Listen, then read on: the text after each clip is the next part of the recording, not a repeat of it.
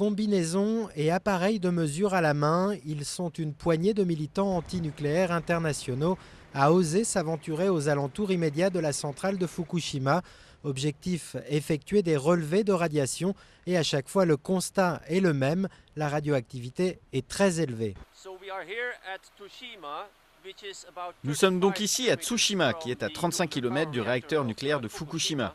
Les niveaux de radiation sont très élevés ici. Les gens qui habitent ici reçoivent la dose annuelle maximum en 4 jours, ce qui est vraiment inacceptable. Les gens devraient être évacués de cette région.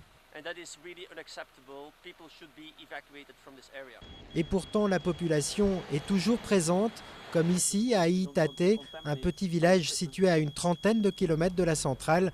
Mais à en croire son maire, personne n'est rassuré. J'ai vraiment peur, c'est un désastre invisible. C'est très difficile pour nous de se battre contre ça. J'ai très peur. Il faut dire que les dernières nouvelles de Fukushima ne sont guère rassurantes. Selon TEPCO, l'opérateur de la centrale accidentée, de l'eau fortement radioactive s'est échappée des bâtiments des réacteurs. Une découverte qui pourrait aggraver les craintes d'une pollution massive autour du site et surtout bien au-delà de la zone de sécurité de 30 km décrétée par les autorités japonaises. Il n'est pas du tout étonnant qu'on trouve ici ou là des contaminations bien au-delà d'un rayon de 100 km.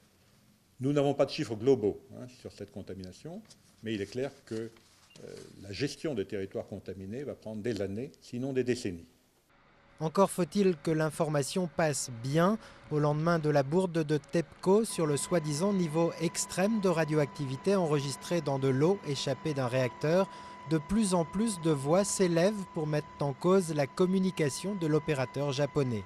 TEPCO, qui a quand même un passif assez lourd dans la transparence en matière de nucléaire au Japon, peut-être que TEPCO fait un peu de rétention d'informations vis-à-vis des autorités japonaises. Ce qui est sûr, c'est qu'il y a eu un changement. Depuis une semaine, il y a un changement, on n'a quasiment plus d'informations. Une absence d'informations qui pourrait aussi nuire au suivi des fameux nuages radioactifs, ceux qui continuent de tourner autour de la planète et sans que rien ne puisse vraiment les arrêter.